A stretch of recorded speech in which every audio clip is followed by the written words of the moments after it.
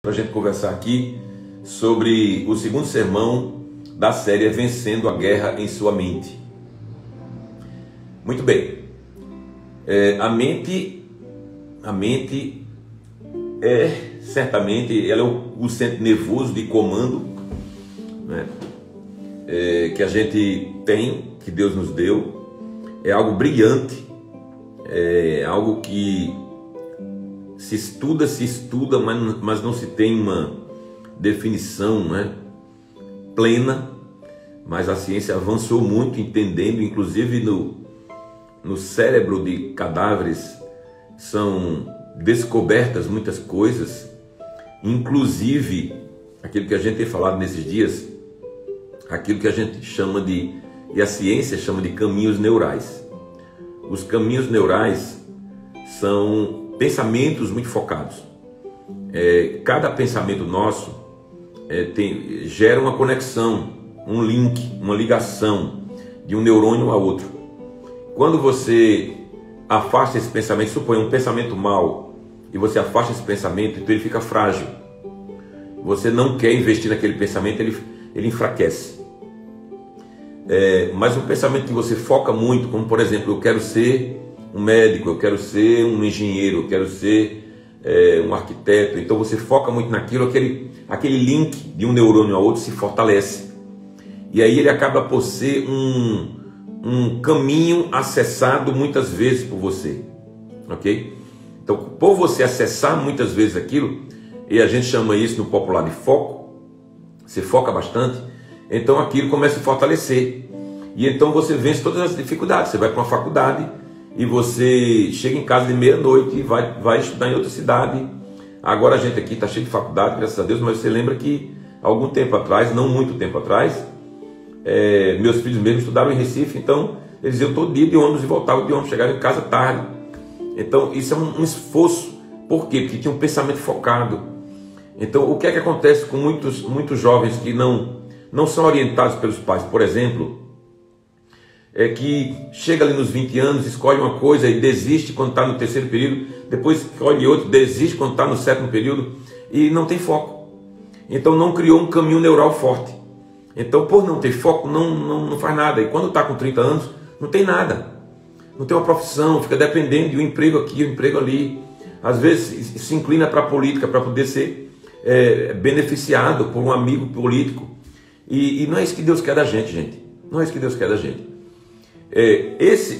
A ciência explica por que a gente, quando foca muito o pensamento, a gente acaba por ser bem sucedido nele, né? Porque é foco. Então você criou um caminho neural, acessa ele rapidamente. Vou dar um exemplo. Suponha que você tem um desejo muito forte, muito grande de se tornar um arquiteto. E aí, no meio da tua caminhada, você está no 8º período, não sei quantos períodos são arquitetura, 8 ou 10, mas no 8º período alguém chega para você e diz: olha, tem um emprego para você de pagar R$5.000. Aí você abandona a faculdade e vai para aquele emprego. Isso é falta de foco. Por quê? Porque nunca foi forte o suficiente. Mas você está no 2º período e alguém chega para você e diz assim: olha, tem um emprego para você de 5.000.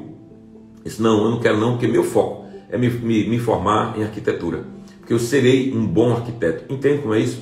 Então você forma caminhos neurais fortalecidos. Ok, esses são exemplos simples que a gente está dando aqui para entender.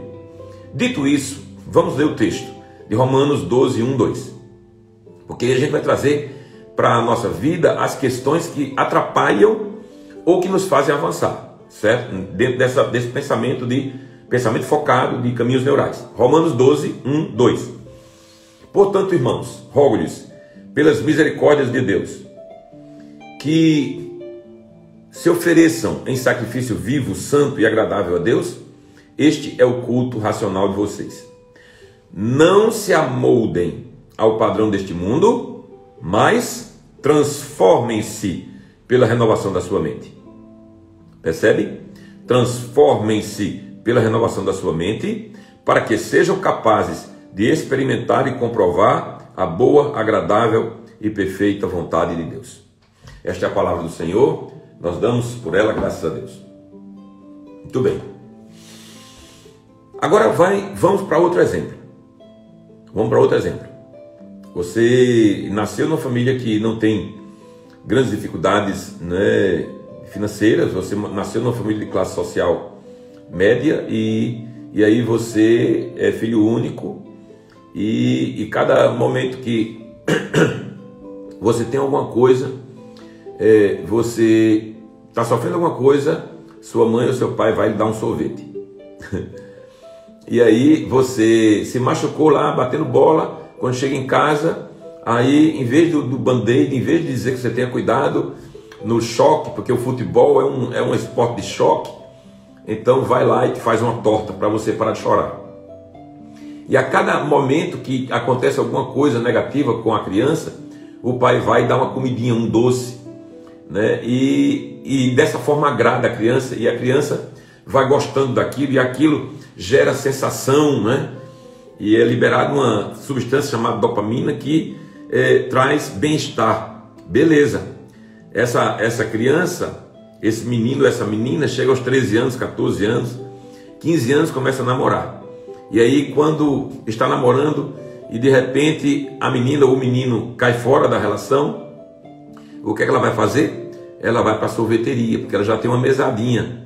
Ela vai para a sorveteria e se empanturrar de sorvete. Ela vai para a hamburgueria e se empanturrar de hambúrguer, que é bomba calórica.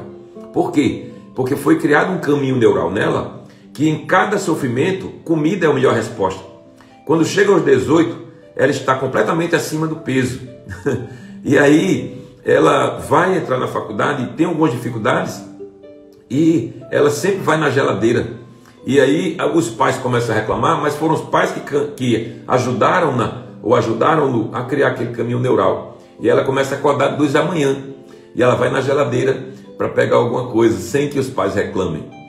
Ok? E essa pessoa chegou aos 30, e aquilo continua sendo muito forte nela. E então as pessoas começam na faculdade a chamá-la de gordinha, e ela começa a sofrer bullying. Por quê? Porque caminhos neurais foram estabelecidos na vida dela de tal forma que ela não tem como mais sair daquilo, e ela acessa aquilo o tempo todo. E tem possibilidade de sair? Claro que sim. Mas na situação atual, sem acontecer nada externo que venha trazer para ela um choque, e o Evangelho é um choque, o Evangelho é contra a cultura, o Evangelho nos confronta. Percebe que há muitos crentes que falam apenas de bebida alcoólica, mas o mesmo texto que a Bíblia fala em bebida alcoólica, fala também de glutonaria, né? Não é interessante isso? Então, o beberrão e o glutão. Aí o que é que crentes fazem? Os crentes dizem assim, comer não é pecado. Realmente não é pecado não, mas tudo em excesso é. Não é? A Bíblia ensina o caminho da moderação, certo? E aí, quando essa pessoa se encontra com Cristo, ela encontra-se com os choques da palavra. E é preciso agora destruir os pensamentos, demolir os pensamentos destrutivos, aniquilá-los. Precisa lutar contra eles.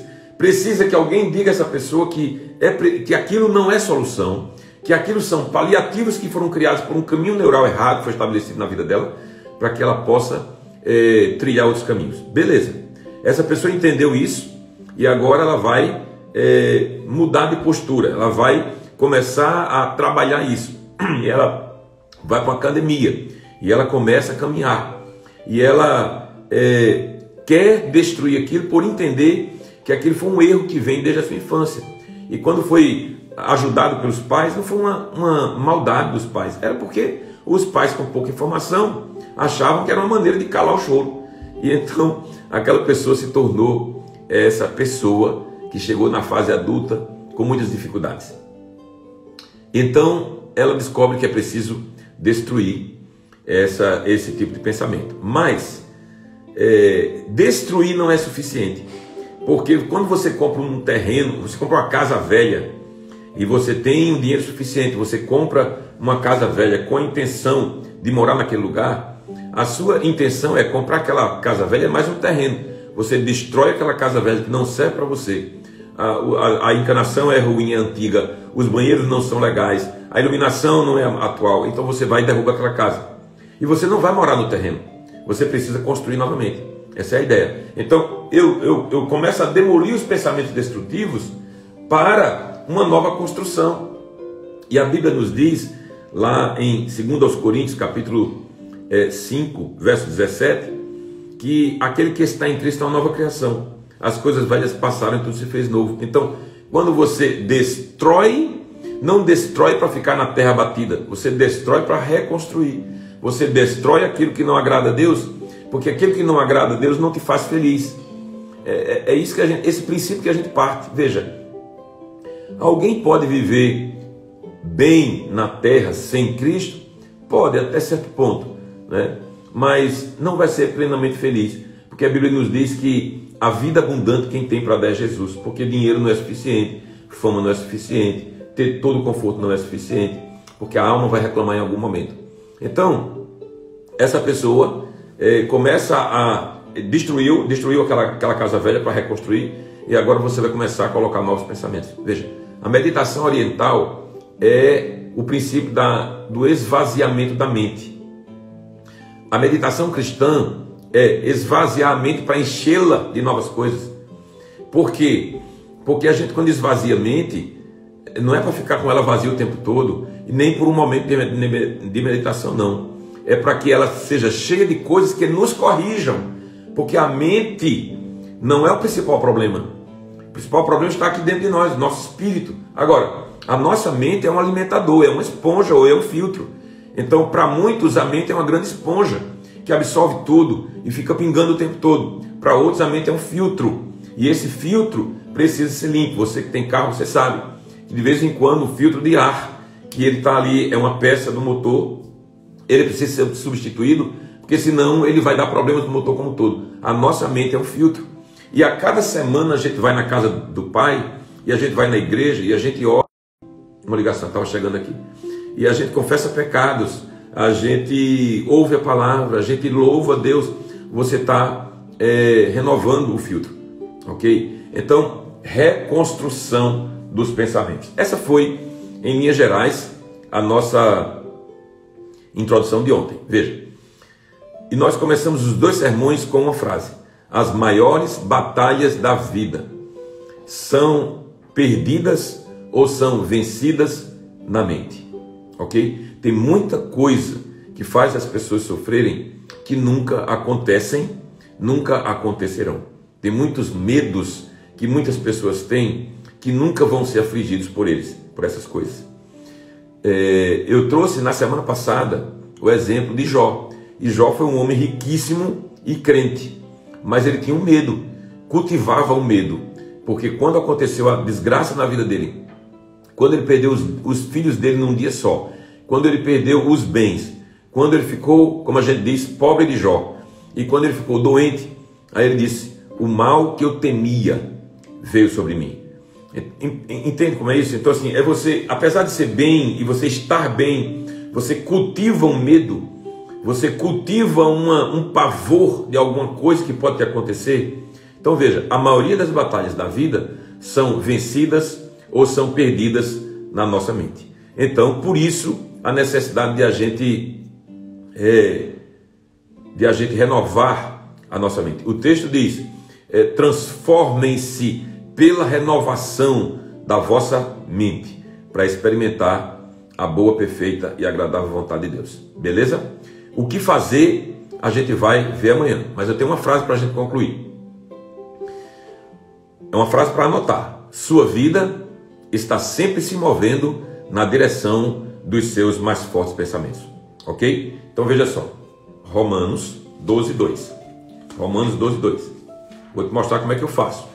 Romanos 12:2 é um texto extraordinário, é esse texto que está dando base a esse sermão de ontem. Está aqui, Romanos 12:2, está grifado na minha Bíblia. Então eu vou e coloco essa frase: se sua vida está sempre se movendo na direção dos seus mais fortes pensamentos. Então o que é que eu coloco aqui na minha Bíblia? Ela tem uma coluna para anotações.